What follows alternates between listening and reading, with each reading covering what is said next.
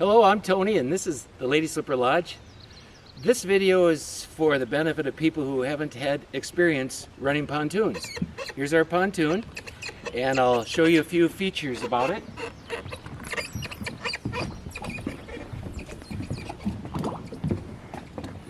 First of all, the gates, they have a hinge on one side.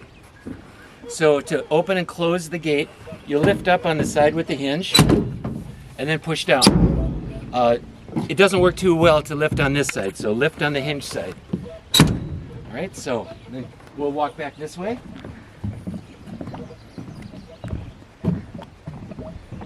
It has a 60 horse Yamaha motor that is in very good condition. It's only 3.5 years old, I think. It runs like a charm. It'll troll down, and it pushes this big boat pretty well. I don't know if it will push it well enough to ski tube for a big person, but probably a little person. This is a 4-stroke motor, which means you don't do anything with the oil. You don't have to put oil in the motor, and you don't mix the gasoline with oil. But it does take only oxygen-free gas. So if you go to town to get more gas, oxygen-free, put the gas in the back, which is kind of tricky without spilling. This is kind of new to us. We just bought this used pontoon. It's a 2015, but we just bought it, so we're learning about it as we go. But I think if you turn it around and put the gas towards shore, it would be easier to put gas in, and I'll leave a funnel too. There will also be a gas can. We have a white enclosed trailer in our yard. There's some things that you might find useful, like inner tubes, noodles, things like that, and there'll be an empty gas can in the white trailer if you need to go to town. But remember, oxygen-free gas. All right, let's go inside the pontoon. All right, we've got bumpers, dock bumpers on both sides of the pontoon, so whatever side of the dock you go to, you can use the bumpers. There's a couple anchors in the front, and there's one in the back, and if it's at all windy, they're inside the boat. If it's at all windy, you'll need 3, because with this big canopy, it catches the wind and it's kind of hard to hold in place if it's windy. But this is really nice because it's got 4 seats for fishing up front. And it's got 2 seats for fishing in the back. It also has a live well right here. Now to use the live well, screw this in to the drain to keep the water in, and then when you want to drain it, you just unscrew that. This is where the water comes out, and if you want to turn it off, you can turn that so no water goes in there at all if for some reason you don't want to have water in there. This is a bait well. It's for bait in case you decide to use it. Everything is the same principle. We have this one turned off right now because we use just the minnow buckets. There'll be a landing net in the pontoon, a couple of minnow buckets, and a paddle. Any reason you wanted to open up the bimini top, you just tap the brace right here, and that pops back. And tap that one, that pops back. And then you can open up the bimini top. And it goes together really easily, just the opposite way.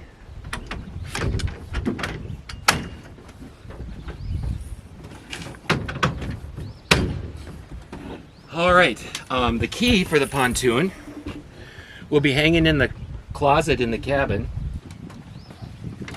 Now I'll show you a little bit about operating it. If it's warm weather, you probably don't need to choke the pontoon more than just a split second. And to choke it, you push the key in like that. That's the choke. This is your throttle. It also engages the forward gear and reverse gear. And when it's in this position, it's in neutral. So I'm going to choke it for a second and then turn the key just like a car. And you can probably hear it, the motor running now. Now if you want, if it's a cold morning and you need to rev the motor a little bit, you press in on this button right here and then you can push the throttle forward. That keeps it from engaging the gear. And it kind of clicks when it goes back into neutral.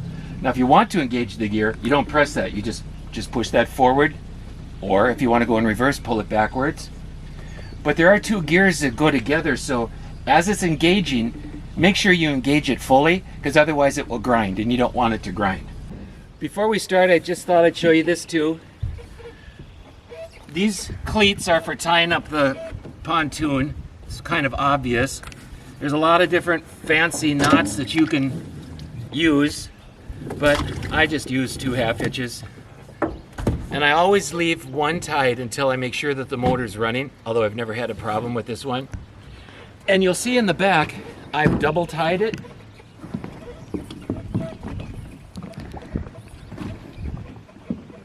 Oh no, I guess I haven't tied this one up yet, or I untied it. So there's a similar one in the back. I don't use the yellow rope on the pole, except when we're leaving for extended period of time, and we're going home today. That's why I tied it up like this.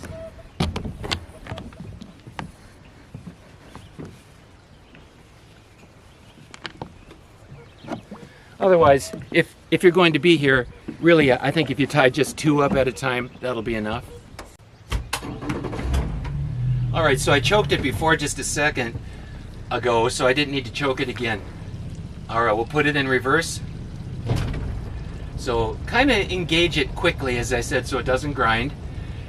And if you have passengers, it's extremely important that the driver makes sure that everybody is seated before the boat moves, because it's really easy for the driver to make a mistake. I'm going to do it right now and kind of go quickly.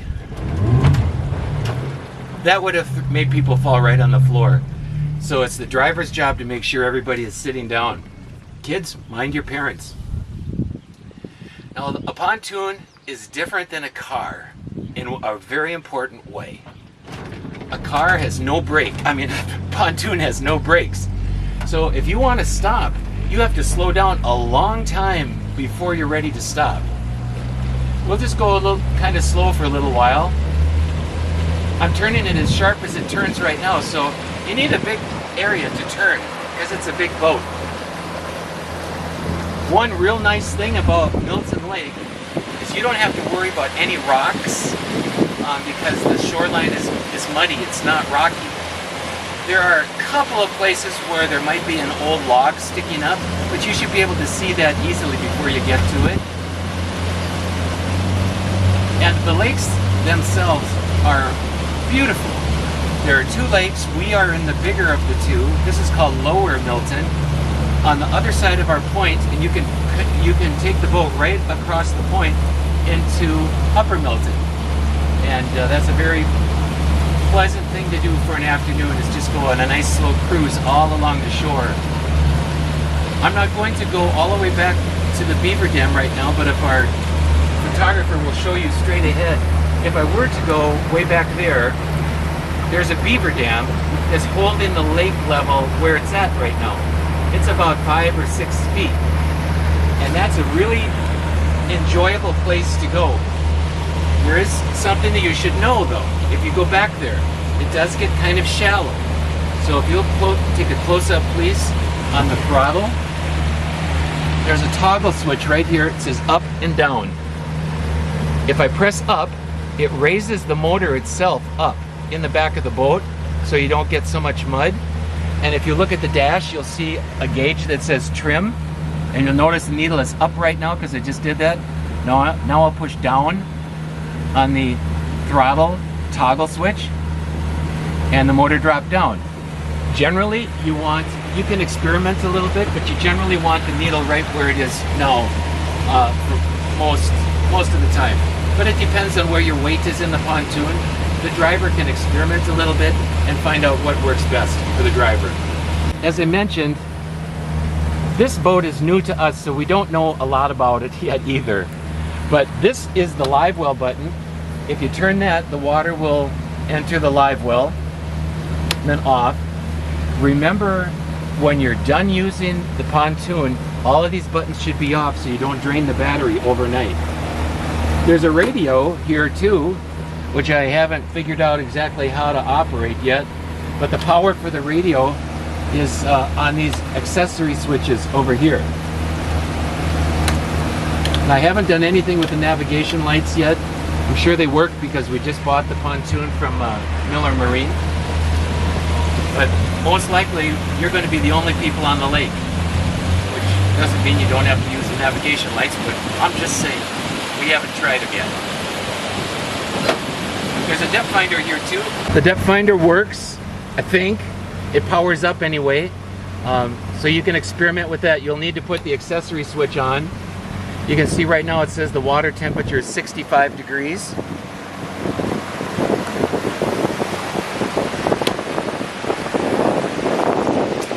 Alright, we'll head back to the dock now. Okay, we're heading back to the dock now.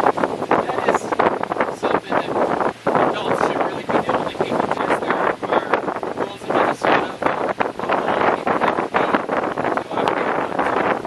So we need to follow the Minnesota law. This looks like a speedometer, but it's not. It's a tachometer. It shows you how many RPMs, how hard the engine is working. Go a little faster. The motor will go higher RPMs than 50, but 50 is pretty good. Alright, now you'll see we're coming into the dock. I'm going to slow up far in advance. That's important to do because, as I said, there's no brakes. So I usually just really go slowly, and you have to take the wind into consideration as well. And the driver of the boat is in charge, so if there's any little kids putting their hands out early or trying to jump off early, you've got to control that. You don't want anybody's hands or legs to be pinched between the pontoon and the dock. So I'm just going to go in nice and slowly. The wind is blowing a little bit from the left to the right, so it's going to blow us away from the dock a little bit. And when I get kind of close, like right now, I'm going to go down into neutral, so now I'm just coasting. I'll probably put it in gear again. And it's nice to have another adult help you by opening the gate and catching the dock up. And that was a good one. We didn't...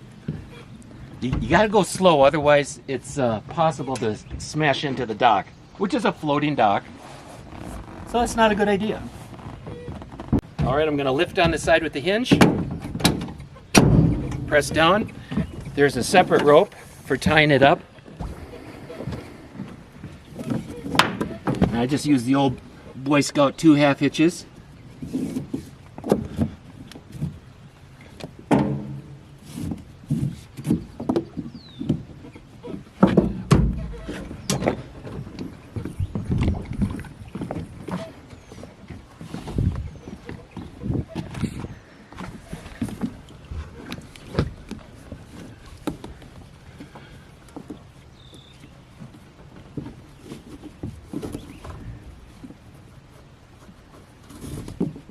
Make sure the dock bumpers are out, like here.